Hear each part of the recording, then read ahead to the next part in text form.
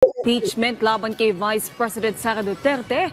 Sa katunayan, sinabi ni House Deputy Majority Leader Erwin Tulfo na tila may nang-iintriga lang sa mababang kapulungan. Nagbabalik si Mela Lesmora sa sentro ng balita live. Ngayon, iginiit ng liderato ng Kamara na Yan, parang baril. News balita. lang sila ngayon sa pagtatrabaho sa kabila nga ng mga isyu ngayon kasabay ng pagtanggi sa kumakalat na umano'y plano nilang pagpapatalsik kay Vice President Sara Duterte.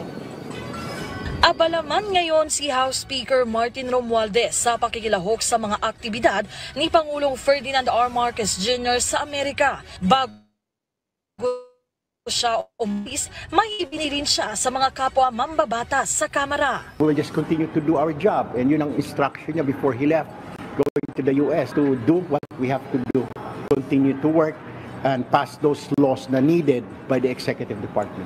Ayon kay House Deputy Majority Leader Erwin Tulfo, patuloy lang silang maglilingkod sa kabila ng iba't ibang kontrobersya ngayon sa kanilang institusyon.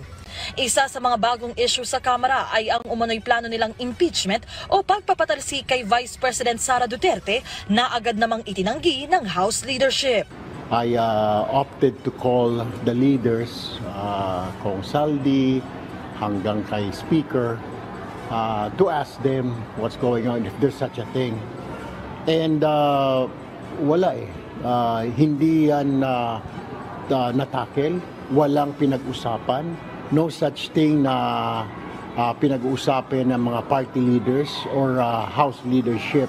Yan. Ito sinabi ni Tulfo. Hindi raw yan napapag-usapan. Tinawagan niya sila Tamba, sila Saldi, etc. etc. Hindi raw yan napag-uusapan.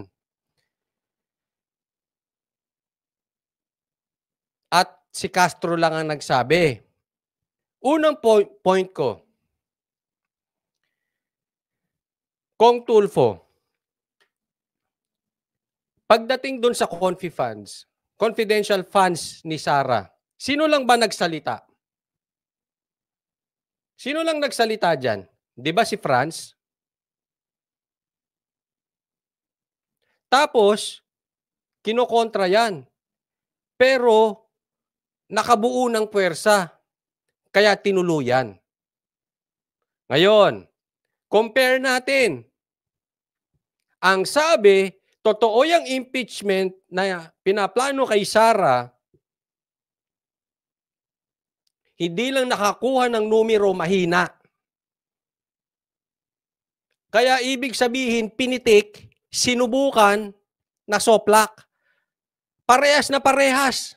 Tingnan nyo yung confi funds. Ganun din, di ba? Inilabas nila, nakabuo, nagkaroon ng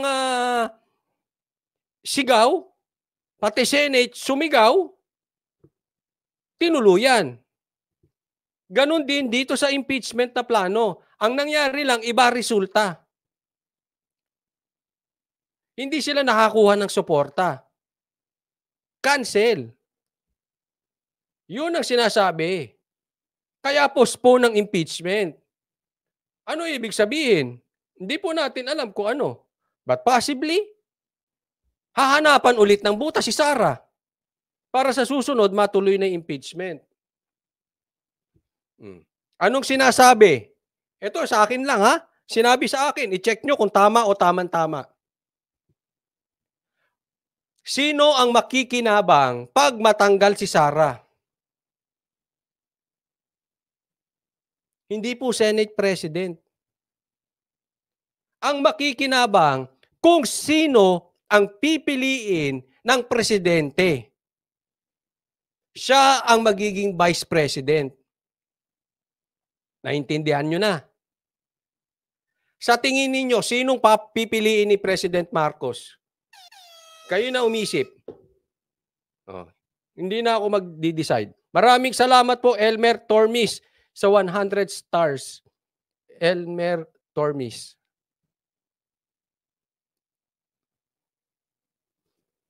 Ganun daw ang senaryo dyan. Tuloy tayo. Sabi pa ni Tulfo, tila may nang-iintriga lang sa Kamara dahil kung tutuusin, wala rin namang basihan para sampahan ng impeachment complaint ang vice-president. Bago natin mapunta dyan, Tulfo, isa pa yan, may nag-iintriga sa Kamara. Eh sino nag-iintriga sa Kamara? Eh di kasamahan ninyo. Kasamahan ninyo na nagamit para birahin si Sara sa confidential funds. Eh ba't hindi nyo birahin yan si Castro? Sa akin ba galing yung impeachment? O sa News 5, ata siya nagpa-interview. E di kundinahin nyo. Sabihin mo, tamba, kundinahin natin yan. Si Castro, siya nagpakalat eh. Ano ba kayo, House of Representatives? O House of Marites? Sasabihin nyo, chismis yan. Wala naman kayong ginagawa dito kay Castro. Oh. Pero yung naririnig yung planong impeachment niyang nung kay Gloria, nag-react kayo lahat. Etong kay Castro, wala kayong ginawa. Na paano kayo, Tulfo?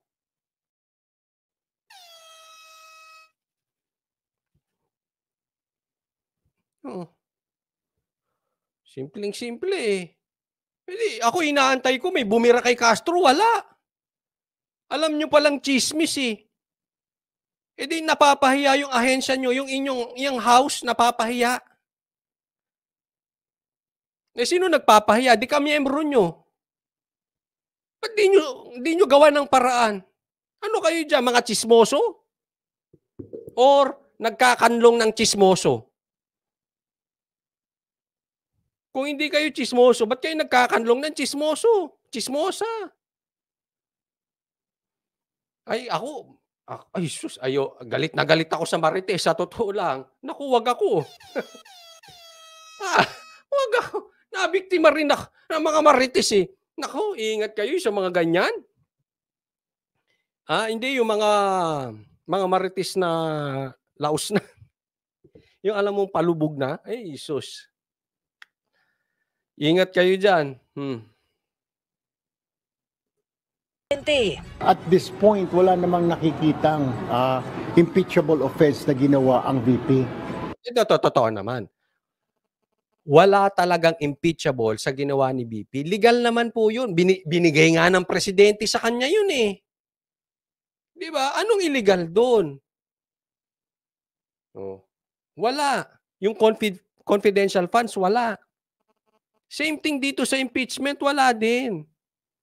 Pero pag ginawa ninyo ng kwento, binakbakan nyo dyan sa Congress, binakbakan ng media, tapos nakisawsaw pa ang Senado. Tapos yan. Nagkataon, walang nakisawsaw. Tama ba o tama-tama? Galit ka kay Tulfo? Hindi, nagpapaliwanag lang. Hindi kasi siya eh. Siya yung nagpaliwanag, di magpapaliwanag ako sa kanya. Ba't di nyo kundinahin? Alam naman natin yung mga grounds ng impeachment. At this point, wala eh. Wala tayong nakikita na she violated the Constitution. So bakit i-impeach yung tao? Siguro may gumagawa lang ng... Pero in fairness kay Tulfo, hindi niya naman sinasabing i-impeach si Sara. Kaya lang, hindi ako papayag. Yung kasamahan ninyo, wala kayong magawa. Intriga. Si House Majority Leader Manix Dalipe, una na ring tinawag na fake news ang umano'y Isa ka pa eh. Hindi si Sara yung kanina. Isa ka pa eh. impeachment plan ng Kamara laban kay VP Sara. Anya, layon lang Kahit hindi mo rin kundinahin, kasamahan nyo yun. Hello? lamang nitong sirain ang samahan ni na Speaker Romualdez at VP Sara, kaya't sana'y matulukan na ang issue. Gusto lang sirain. Gusto lang sirain ang samahan ni Sara at saka ni Speaker. Sino yung gusto manira? Hindi si Franz. Tapos sinakyan nyo sa confidential funds. Kasabay nito, mariinding itinanggi ng House Leader ang usap-usapang naghahanda na umano si Speaker para sa presidential election sa 2028 dahil sa ngayon, nakatutok lang anya ito sa kanyang trabaho sa Kamara. Naomi, for backgrounders sa ating mga manonood, nagsimula kasi yung issue ukol nga dito sa umano'y impeachment plans laban kay VP Sara sa isang pahayag ni House Deputy Minority Leader Franz Castro na umano'y meron nga usap-usapan sa Kamara ukol dito. Pero sa isang press conference kanina lamang na Makabayan Block, nilinaw nga ni Congresswoman Castro na ito ay hindi naman seryoso at Oh, nagpa-press con daw ang Makabayan Black at sinabi ni Castro hindi seryoso. Ano 'yan? Ano yung mga statement nyo sa Vice President na ikaw ay kongresista? Joke? Ano to, joke time? Tulfo. Hindi ikaw Hindi ikaw ang nagsabi. Pero Tulfo, hello, ikaw nagsalita dyan eh.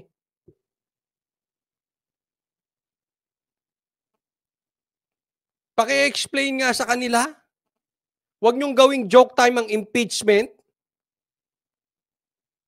Hindi raw seryoso. Magpapa-interview ka, magpapa-press con ka, may impeachment at nag-aantay na lang kayo ng go signal. Tapos ngayon sasabihin mo, hindi ka seryoso. Tapos kayo walang ginagawa. Kailan nyo kukundinahin yung Makabayan Black? Mga ano kayo? Tahimik kayo? Nabusalan ng bibig? Na paano kayo? Gawin yung joke time yan? Ano kayo, vloggers na nagpa-prank? Wala kayo. Gawain ba ng congresswoman yan? hindi involved yung House leaders dito nga sa issue ng umano'y Kita mo, laban bawi siya, hugas kamay siya, hindi raw involved ang mga House leaders. Paano maniniwala ang taong bayan?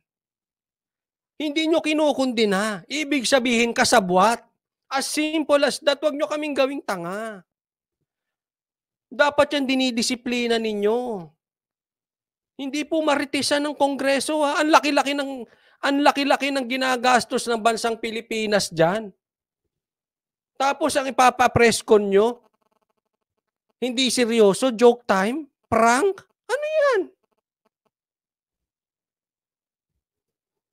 impeachment talks at ito ay hindi naman dapat ipag-alala rin ng iba. Naomi? Mela, para sa mga mambabatas, yung issue naman sa confidential funds ni VP Sara. O naman, nasabi na yan eh. Dapat ba yun bilang basihan ng impeachment complaint? Naomi, ang sinasabi nga ni House Deputy Ay, sinabi na ni Tulfo yan, hindi raw impeachable. Okay, ganito lang yan kasimple. Ito ang aking opinion.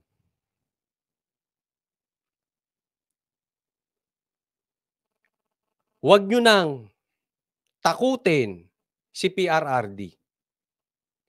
Kasi nagba-backfire. Obviously, yung matanda, yung si Tatay Diggs, yung si PRRD, hindi pumapasok sa patibong ninyo. Hindi nalalaglag. Hindi uubra, tatakutin nyo si PRRD. Huwag. Gamit kayo. Kung gusto nyo talagang bumagsak ang Duterte, gamit kayo ng ibang style. Huwag nyong takutin si Tatay Diggs. Sumagot eh. At yung sagot niya sa gikan, agresibo. Walang patumpik-tumpik. Ngayon, bakit hindi matuloy ang impeachment kay Sara? Listen to this. Nakinig sila sa sigaw ng social media. Dahil nagsalita ang social media, kayo mga viewers, nagsabi na susuporta kay Sara. Nakikinig po yung mga yan. Maniwala kayo sa akin. Maniwala kayo sa akin. Nakikinig yan. Kung hindi yan totoo, eto sabihin ko sa inyo, ipapaputol ko yung daliri nung editor ko. Nakikinig po yung mga yan. At naramdaman nila malakas pa. Hindi, tandaan nyo, yung mga naglipatan sa partido ni PRRD lumipat yan for convenience kasi meron niyang gustong proyekto. But it doesn't mean kukundinahin na nila si Sara. Magkaiba po yun. Kaya naramdaman nila yan. Malakas pa rin. So, wag niyong tatakutin si PRRD nagba-backfire. Hindi natakot eh. Pero ito asahan ninyo. Itaga nyo rin sa bato. Bibirahin pa yan si Sara. And they will try another one. Kasi nga minamind conditioning nito sila Llamas na kailangan 2025 mapaalis na. Magmamadali.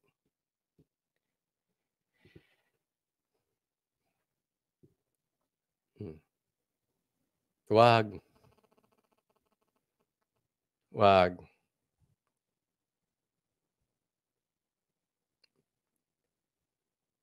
Iba kalaban. Yes, malakas kayo ngayon dahil kayo ang nakaupo. Pero ang Duterte, mahal ng Pilipino. Wala ako nakakita na hindi na presidente na lumabas bilang presidente na hindi bumaho. Lahat po ng lumabas, bumantot. Si PRRD hindi. Nakinig ako Manood kayo nung Gikan, ang mga nanonood doon, 5,000, ganun, ang daming nanonood. Isipin nyo yung ibang presidente at siyang ini-interview sa Gikan. I don't think ganun karami ang manonood.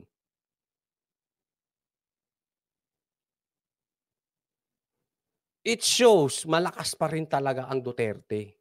Mahal ng tao ang Duterte. Kaya, wag nyo nang ambisyonin. Kaya nga ang sabi ko, magkasundo muna kayo. Kung meron kayong ambisyon sa 2028, normal po yan. But for the meantime, magtrabaho kayo para sa Pilipino. Pagdating ng 2027, let's get it on. Biraan ulit. Talagang nangyayari yan. Pero napakaaga.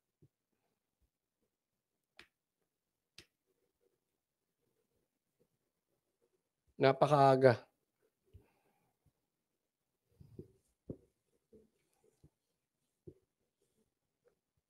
Hindi nyo ba napansin? Hindi natatakot si Tatay Diggs. Lalong tumatapang. Ibang klase talaga to si PRRD. Ibang klase ka. At pansinin mo, yung sinabi niya, kahit ako mag-isa, okay lang. Pansinin mo, si PRRD hindi tumatago sa iba. Siya mismo magsasalita. Maghahamon siya sarili niya. Hindi siya tatago sa kasamahang congressman, sa kasamahang vlogger, hindi, siya. Sa bibig niya, siya mismo. Yan ang tapang. Kaya andaling paniwalaan pag sinabi niya, kahit ako mag-isa. Bakit? Kita natin May proof. Siya mismo nagsasalita. Walang tagot. Yung iba, takot nga magsalita Yung iba, tumatago. Tama tama ulit.